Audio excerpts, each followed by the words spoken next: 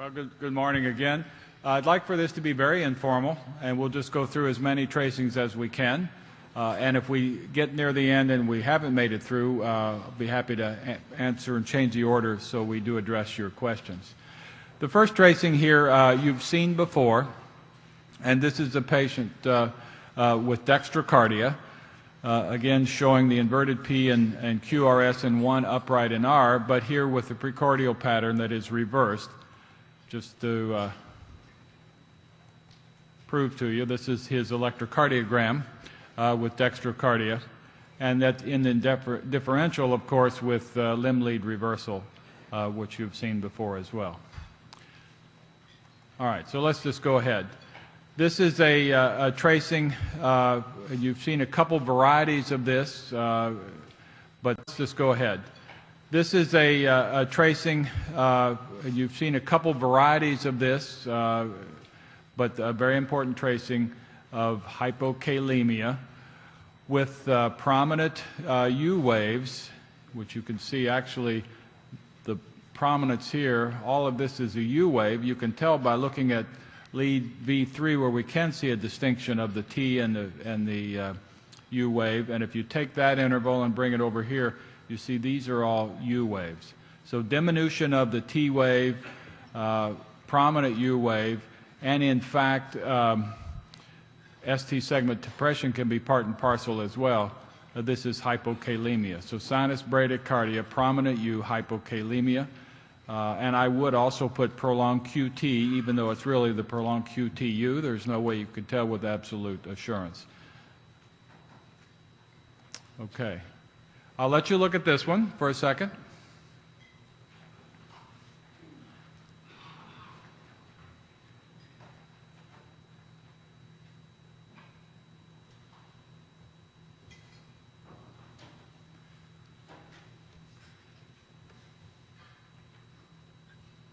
So the first thing that strikes you in the pattern, of course, is that you have a left bundle branch block pattern.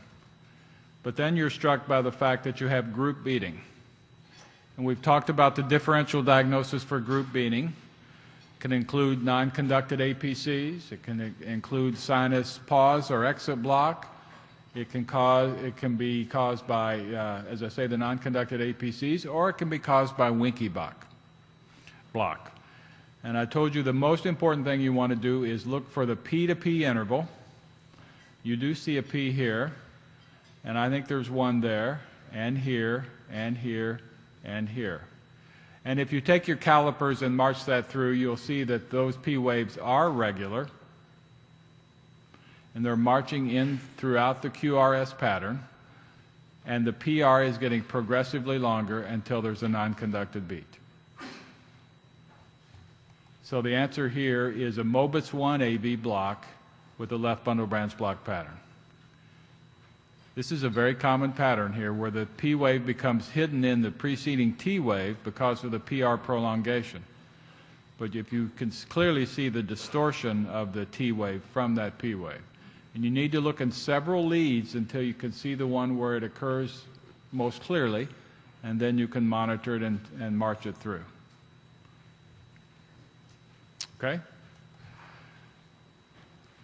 Now contrast that one to this one in an asymptomatic 27-year-old. Take a look at this one for a moment.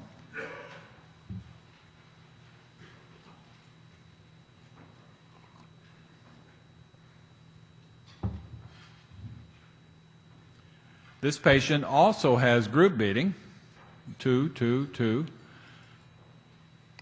So if I believe what I say, the first thing I'm going to want to do is measure the P to P interval. And here to there to there. It's not there. Here to here should be right about there. It's not there. Why isn't it there? Right, because there's a non-conducted APC here. And you can see that the T wave with the non-conducted APC is clearly different in morphology from the normal one in several leads. In fact, in every lead. So, and it interrupts the sinus cycle, so the next one doesn't come on time. It's rather delayed some. So this is an unequivocal non-conducted APCs in this normal 27-year-old. Sinus bradycardia and APCs. Okay, let's look at this one.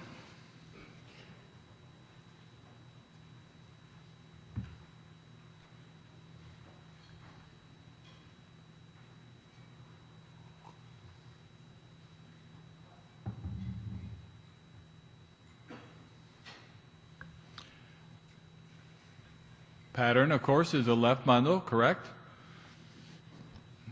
Next thing we want to do is see the P to P interval. And at least on this side of the tracing, I don't see any. You do see one here and there. So how can we put that together? Well, this is perfectly regular without any evident P wave. And this one comes just a little bit early, if you had calipers, and this one's just a little bit early. And the reason they come early is that they are captured. So the sinus beat here did conduct, and it did conduct there as well. So this is the P to P interval here. Junctional rhythms are characterized by their regularity. So that's the reason this is perfectly regular here. And when a junctional rhythm becomes irregular, you have to either look for a conduction abnormality or for a capture of a sinus beat. I'm losing my arrow here. And so this is junctional rhythm and sinus rhythm and left bundle branch block. Again, there is no heart block. There is no P wave that should have conducted that didn't.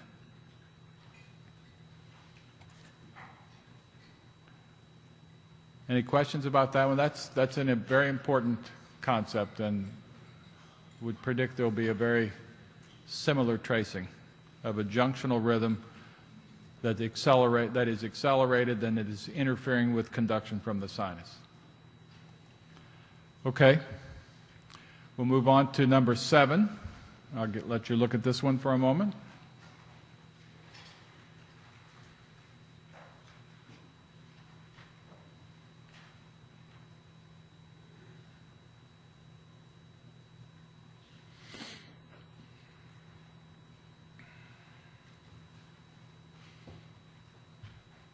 What is the rhythm here? Sinus, isn't it?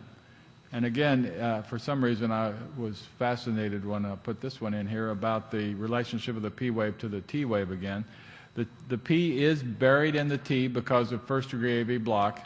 I think the point I was trying to make here is that when you see a tracing like this, it's always nice to have a PVC, because the PVC gives you a pause and allows you to see that P wave right here and to see it right there. And you can see that there is first degree AV block, and that's the reason that it's hidden over here in the T wave. So the answers here would be sinus tachycardia, first degree AV block, PVCs, and there probably is LVH as well. Okay?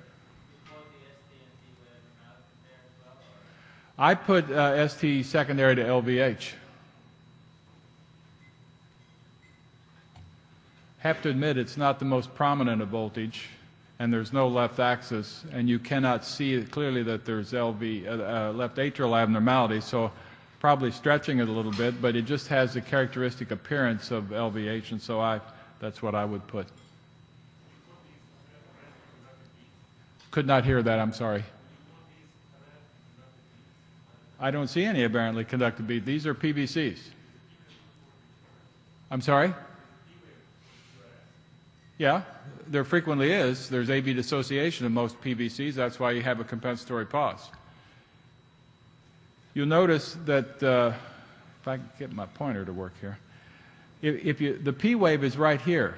Why would it all of a sudden conduct with such a short PR interval? Here it's a long PR interval. And the reason is that the P wave here doesn't have anything to do with that beat. It's a PVC. And if this were, let's say, an APC, you shouldn't have another one right after it. So this is a PVC with AV dissociation. This is a compensatory pause. Okay? This is a patient with, well, I'll let you look at it for a second.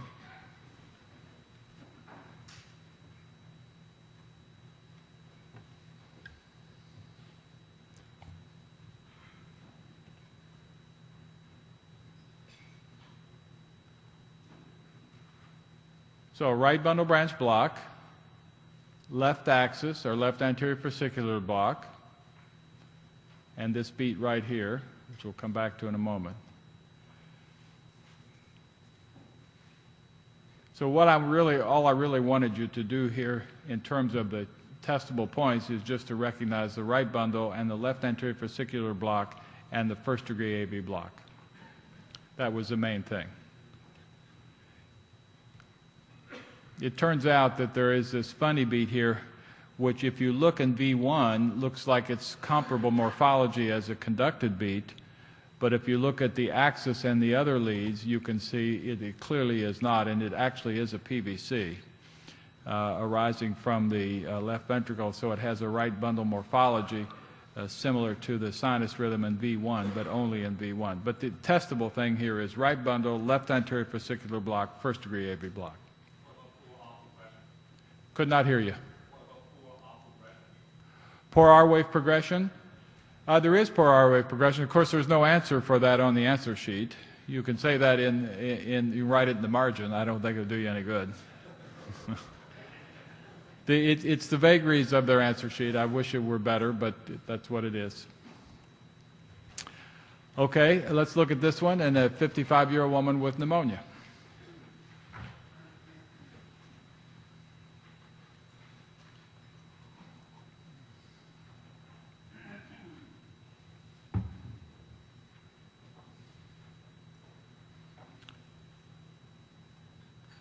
Okay, you're getting tired of me saying this, but always begin with a P to P interval, and here to there, to there, to there, to there, to there, to there.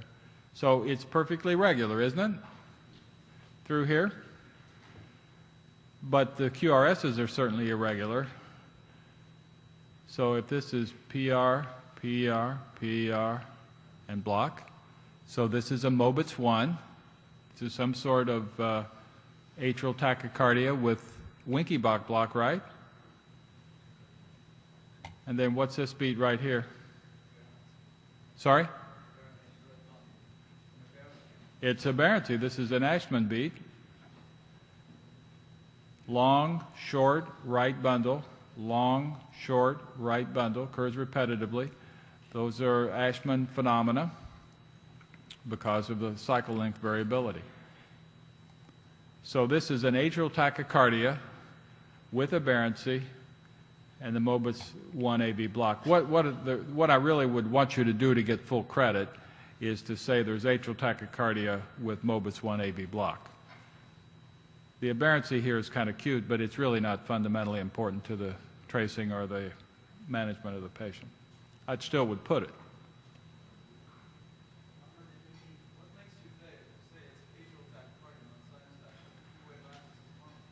It is. It's just primarily the rate.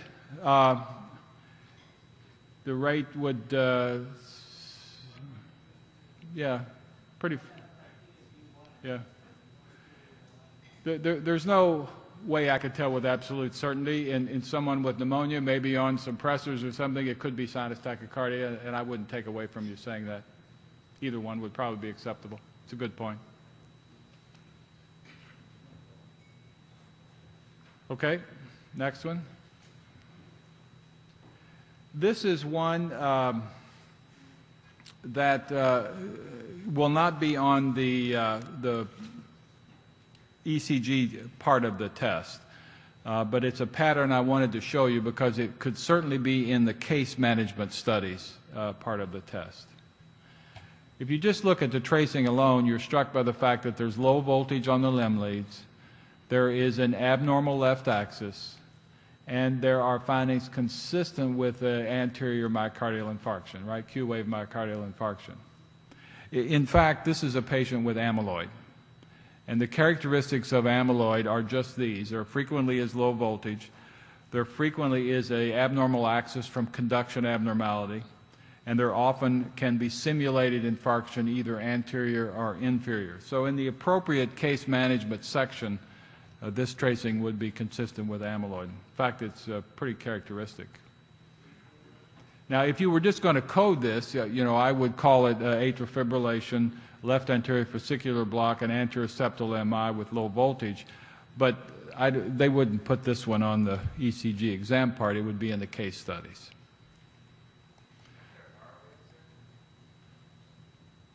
I think first of all, there is yes is a short answer. There are R waves here, but there's poor R wave progression, and then you have this QS and V4. See that? And you have T wave abnormalities as well. I think this would certainly be consistent with an anterior septal myocardial infarction. Okay, here's a patient, 19-year-old, in the emergency department. And this is hyperkalemia. Remember the ones I showed you in the core book or the syllabus were pretty dramatic. This is the kind, though, that you'd be expected to be suspicious about in the heart station because you can help the clinician with the diagnosis here. This was a burn patient who, in fact, was hyperkalemic, but you can see symmetrically peaked T waves diffusely present throughout the tracing. And so this is hyperkalemia.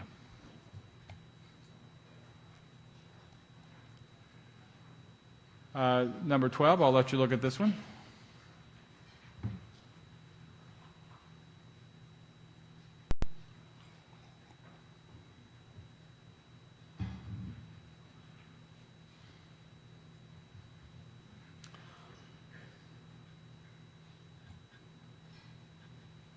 I'm losing my arrow here. I don't know if there's a, well, there it is. So you're struck by the fact that there's a current of injury in the lateral leads, and there is this T wave inversion down here in ST depression, probably all part of one single event in this patient with diabetes and chest pain.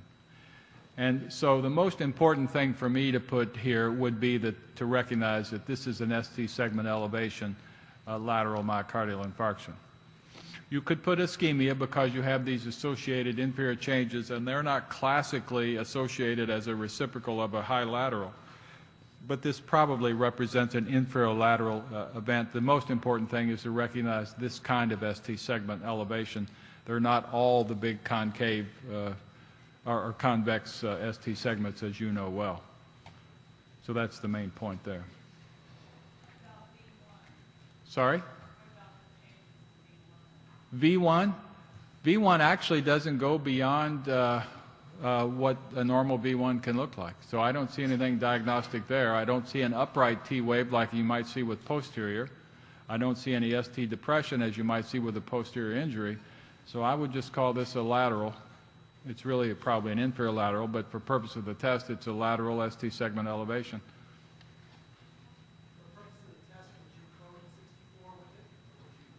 What is 64? Oh, that's the ischemia. In this one, I might actually say that, yes. But if I were scoring the test, I would give you full credit if you said injury.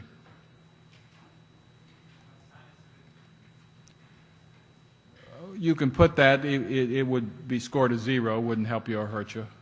They would expect you to know that as a baseline, I think, in this case. Okay, let's go on to this one. No. Let's go on to this one. Number 14. Let you look at that one.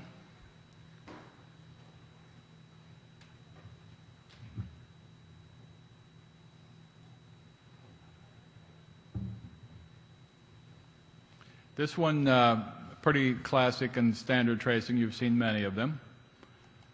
And this is an old posterior lateral MI. Clearly pathologic Q waves in 1 and L, pathologic R wave in V1, the initial R wave, slurred and upstroke at least 30 milliseconds long in the association with a lateral infarction. This is a posterior lateral MI.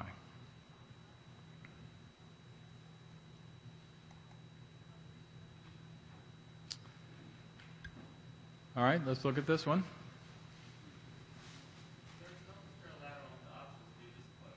Posterior and lateral. Yep.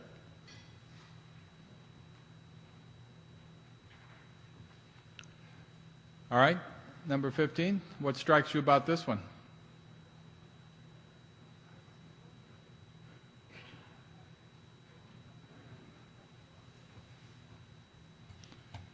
Well, the QT is prolonged, wouldn't you agree? And why is it prolonged? It's prolonged because of the ST segment, right? The T waves look okay. It's all ST segment. And in a patient who's recently had head and neck surgery, what do you think a prolonged QT at the expense of ST might be due to? And the answer is hypocalcemia, which is what this is.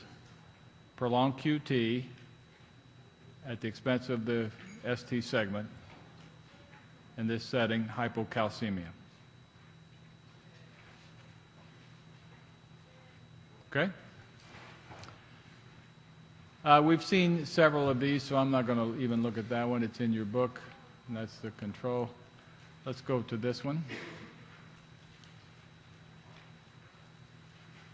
Just in contrast to the last one, number 17.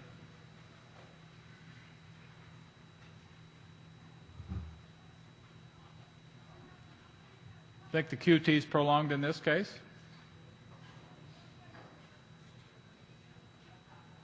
No, there is no ST, is there?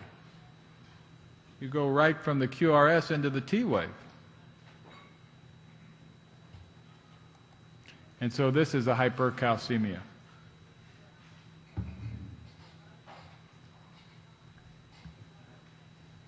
I think if you're asked to identify a hypo or a hypercalcemia, it'll be pretty straightforward, and the answers, the header will be even more suggestive than mine, because as you know, there are certainly other causes for these QT interval perturbations.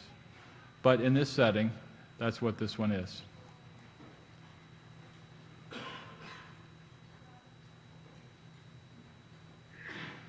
Okay? Look at this one, please, number 18.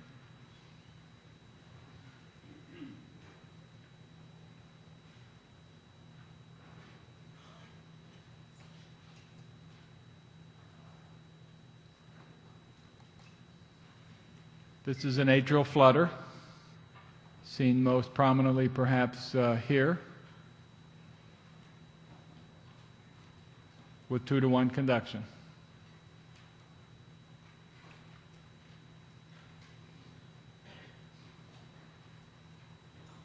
Down here as well. Okay?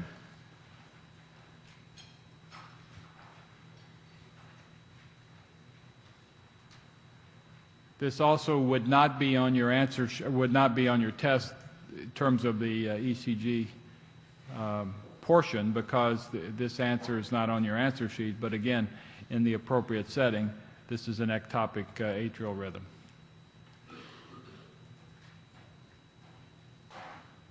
All right, let's look at number 20.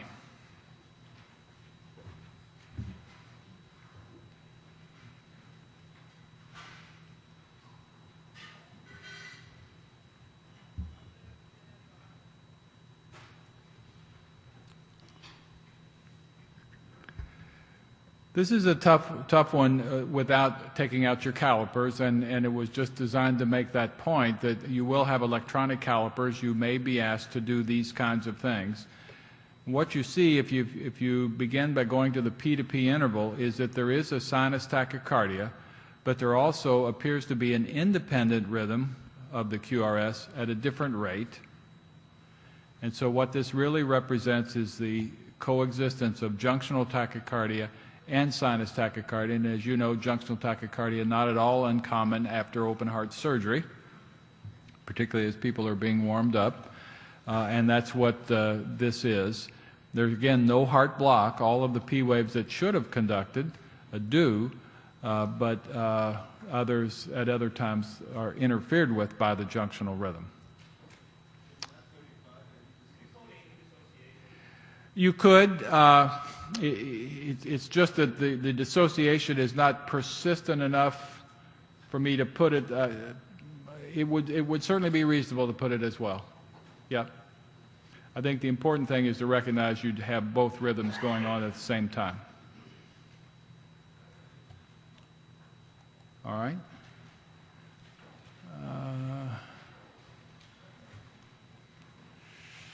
21. We've already seen an example of this. I'm not sure exactly why that one is there.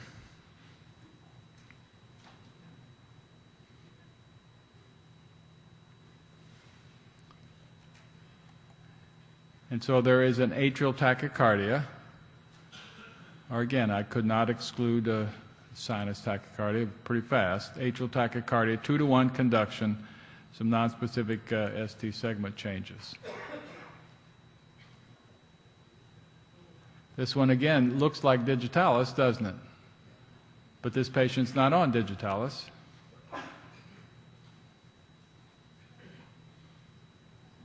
Okay.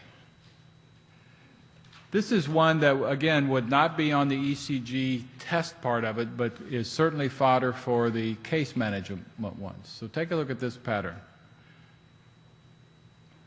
And as you look at it, something will immediately strike you as being unexpected.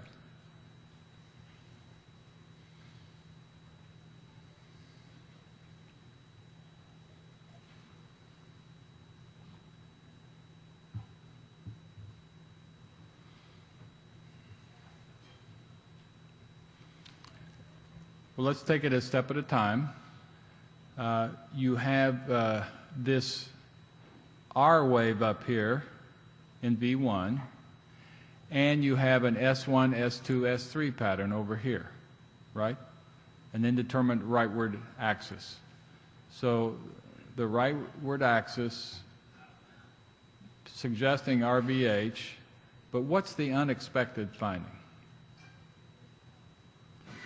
The unexpected finding is this prominent left atrium. So can you think of a condition that will give you elevated right-sided pressures chronically, but with a big left atrium in a 42-year-old woman who is tired? Absolutely. This is mitral stenosis. We used to see these all the time when mitral stenosis was more prevalent. So this would be RVH. Left atrial enlargement is the unexpected finding, and in this setting, it's mitral stenosis. Okay, let's go on. 23.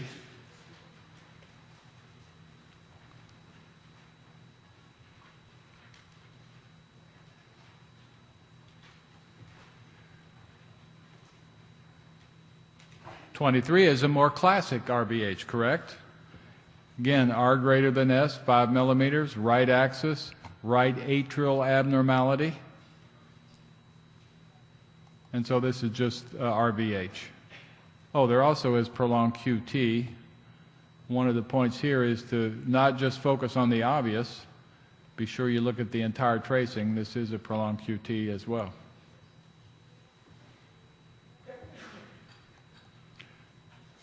Okay. Take a look at this one, 24.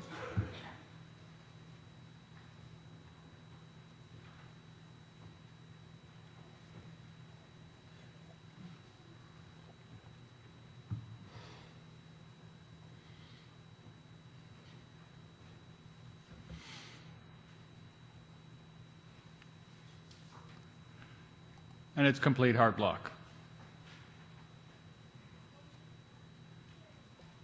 Now I'm waiting for the question that always comes here. Who's going to represent the group and ask it this morning? Now the question usually is, do you code for what the escape rhythm is? And the answer is only if you know what the escape rhythm is. And I don't here. This could be a fascicular escape rhythm, right? So right bundle, left posterior kind of pattern. It's not hugely wide. It is wider than normal, but not hugely wide.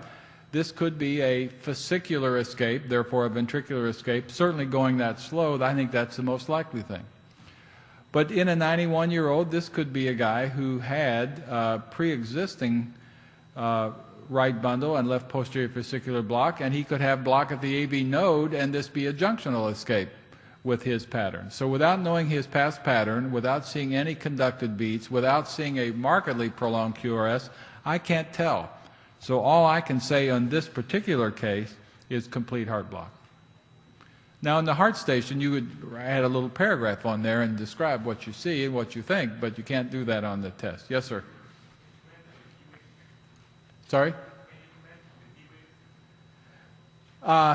Yes, and you probably should. That's a good point. Probably should say sinus rhythm and complete heart block, because it's prognostically different, isn't it? I mean, you would treat people differently if they have heart block in the setting of sinus arrest or if they in the setting of sinus rhythm.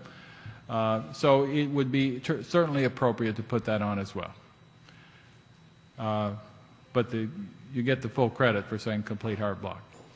I don't want to overemphasize my point about the escape. If you can say, you should say what the escape is, but if you can't say for sure, just code what you're sure about, and that is complete heart block.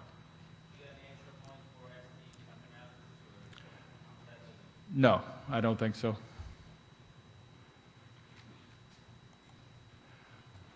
Okay, here's a VVI pacemaker and a 68-year-old man. Take a look at that one.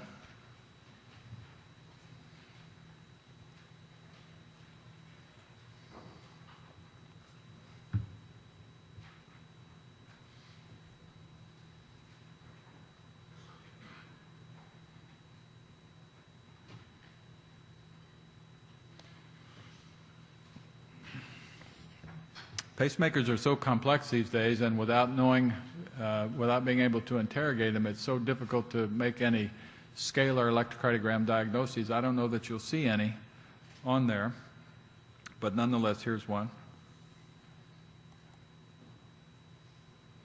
So it's pacemaker malfunction, right? It's not sensing, didn't sense this beat, didn't sense that beat. It is conducting all right. This you would not expect to capture because it is such a short RP interval or R-paced interval. The ventricle would still be refractory normally, so you don't have to invoke pacemaker malfunction there. And if you have an appropriate interval, it is able to capture here. Got a little fusion there, and then the full capture here. So it's not consistently sensing. It's pacing okay, and this is in the setting. If you look at the conducted beats of a right bundle branch block and left anterior fascicular block and sinus rhythm. Okay?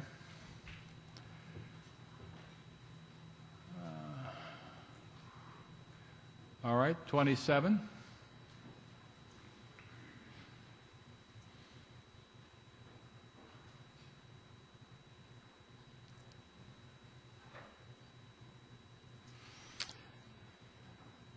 So there's sinus tachycardia. There is some ST elevation in multiple leads. And there is TA depression and elevation in AVR. So this is pericarditis.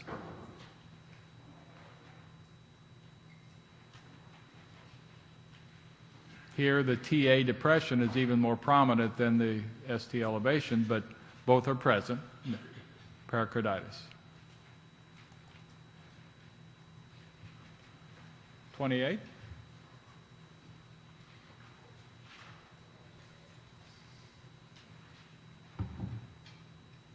Pretty straightforward. I just showed it because I wanted to show you an example of everything on the ABIM answer sheet. You see these all the time.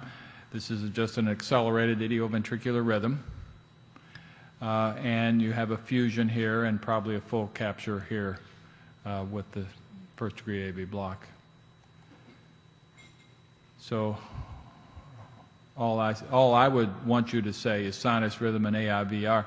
There is a lateral MI in the one beat, but no one would ask you to make a diagnosis of myocardial infarction on one complex, which is all you have here in AVL. I can tell you this patient did have a lateral MI, but the main thing is the AIVR and sinus rhythm. Just an acute ischemia, non-ST elevation MI or ischemia, deep, broad T-wave inversion. And so I would just say prolonged QT and STT ischemia. There is no code on the sheet for non-Q wave infarction or non-ST elevation infarction, so you have to go by what you have, and I would say ischemia in that setting.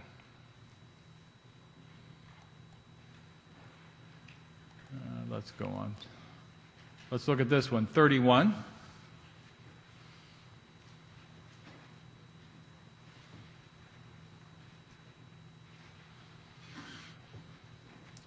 Left bundle branch block, correct.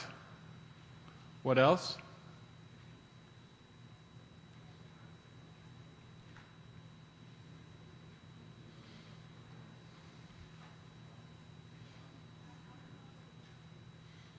Look at that and that.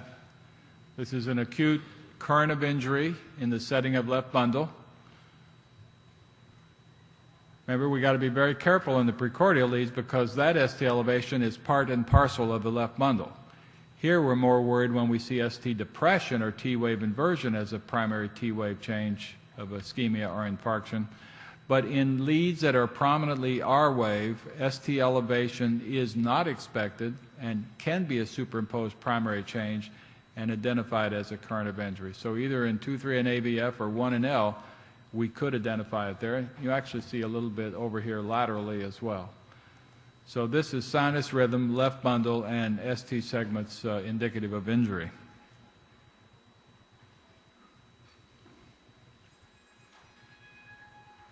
Okay? Now, you got to be careful about any Q waves with the left bundle branch block, so I would not call that. Call it a left bundle with injury. Here is one that would be potential for the case studies. I'll let you look at it for a second. It is a pediatric ECG.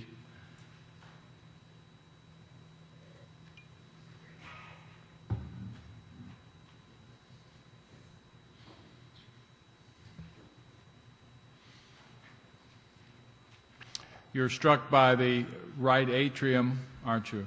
Very prominent right atrium. And also by the fact that there essentially is no PR interval. You go right from the P wave into the QRS with this slurring here. So this is WPW in the setting of a right atrial abnormality.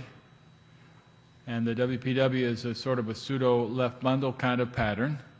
So what do you think the underlying disorder may be? This is an Ebstein's anomaly. You heard about the association of bypass tract with Ebstein's and with that right atrium and this pattern. That would be very suggestive of an Ebstein's anomaly.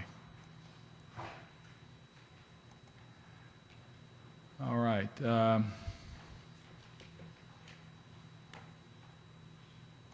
think we can skip that one. And we can skip that one. And we can skip that one.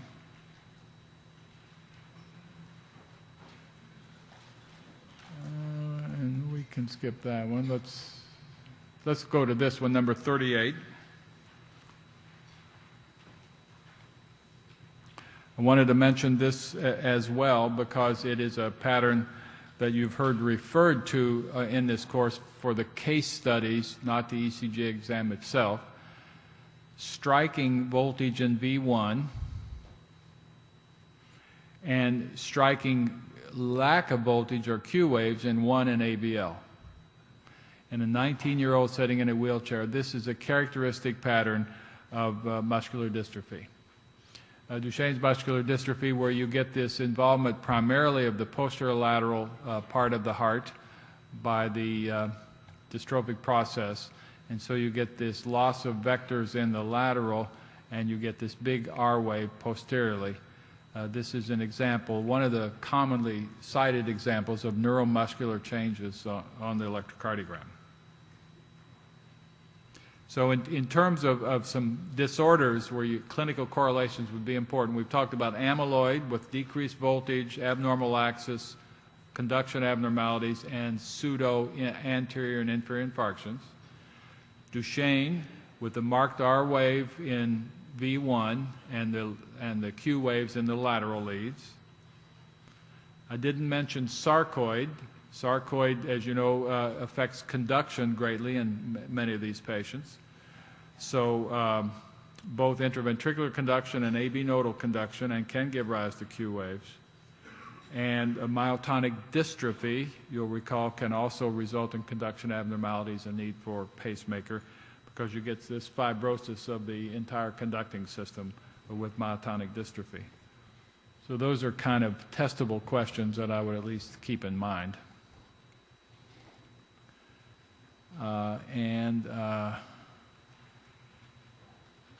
One more and one too many examples of RVH. Oh, let's go to this one, number 40.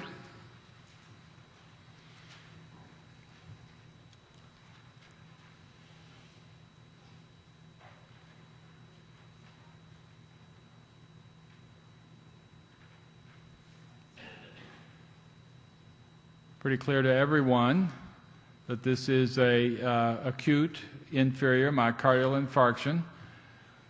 And there is no RVMI on your sheet, but I just wanted to make the point again that while the most specific finding is a millimeter or more elevation in right-sided V4R, elevation in V1 can be very indicative, and in fact it can occasionally go halfway or more across the precordium as part of a RV infarction, as you see right here.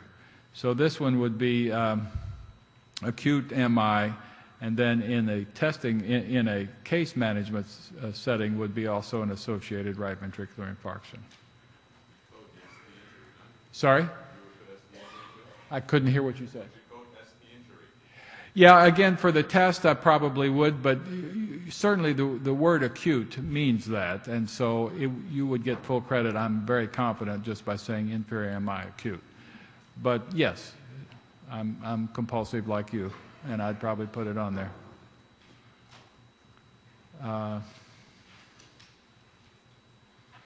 What about this one? 42?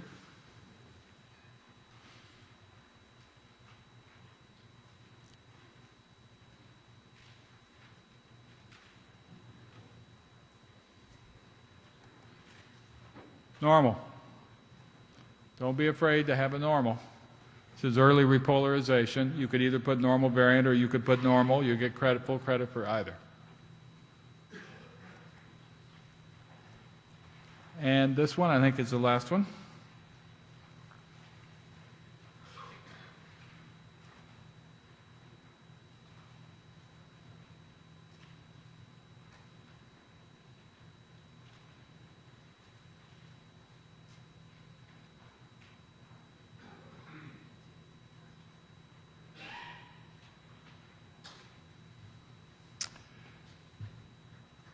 We have a wide QRS tachycardia with a right bundle and a left axis morphology. And you have some variability in the QRSs, and you occasionally have this kind of beat here and over here. And it's a little variable there to there to there. So what do you think the diagnosis is? Yeah, this ventricular tachycardia.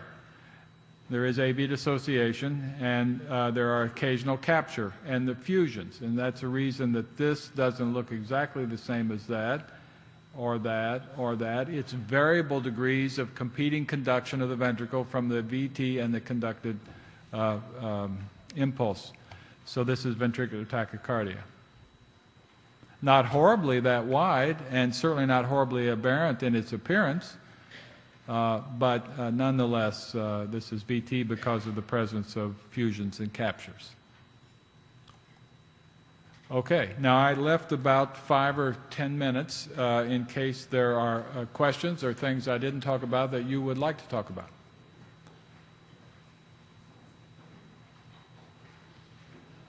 Yes, sir.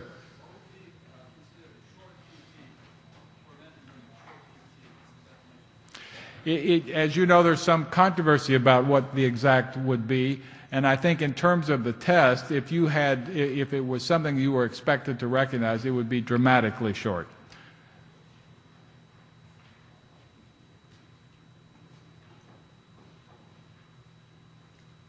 Other questions? All right, remember, don't try to outthink them. Answer the questions as you would in the heart station, and then try to reconcile that with the answer sheet you're given. These are people just like you who go home and practice clinical cardiology, and they are perplexed by some of these vagaries of the answer sheet just like you are, and you'll do fine. Thank you very much.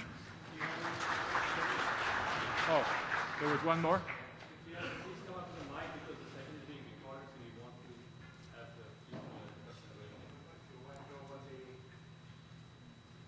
EKG number 30. Could we put up number 30 again, please?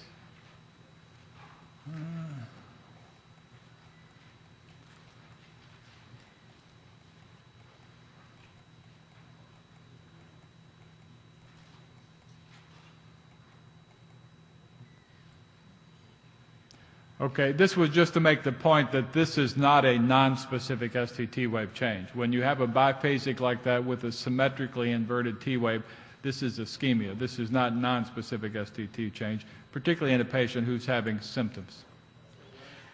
You know, aside from the fact that you also have T-wave inversion in lead 1 and AVL, if you didn't have that, would it go for juvenile? No, juvenile doesn't usually look like this. You can occasionally have some athlete hearts and tall young individuals who look like this, but in a 38-year-old woman with this kind of biphasic and symmetrically inverted T wave, this is not a non-specific. I would be concerned about ischemia here.